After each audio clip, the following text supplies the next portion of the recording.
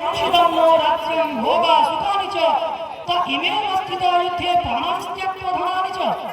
আমি যার জন্য যুদ্ধ করব, যাদের জন্য যুদ্ধ করব, তারাই তো আমার সামনে মৃত্যু বরণ করবে বলে দাঁড়িয়ে আছে।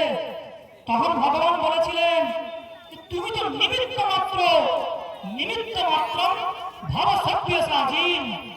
তাই আমরা যারা যজ্ঞে ব্রাহ্মণ স্বরূপ, আচার্য স্বরূপ, ঋত্বিক স্বরূপ, যজমান স্বরূপ, আমরা সবাই কিন্তু সেই পরম ব্রহ্ম ভগবানের প্রেরণায়, তার ইচ্ছাতেই আজকের এইখানে উপস্থিত হয়েছি। আমাদের নিজেদের কোনো ইচ্ছা নেই। আমি বলবো না, যার ইচ্ছাতে একটা পাতা পর্যন্ত পড়ে না, তার ইচ্ছা ব্যতীত এই যজ্ঞ কি করে হবে? অসম্ভব। সুতরাং সেই ভগবানেরই ইচ্ছা, আমরা সবাই সেই ইচ্ছার নিমিত্ত মাত্র। সামান্য কিছু কথা বলবো, সেই কথা বলার যোগ্যতা আমার মধ্যে নেই।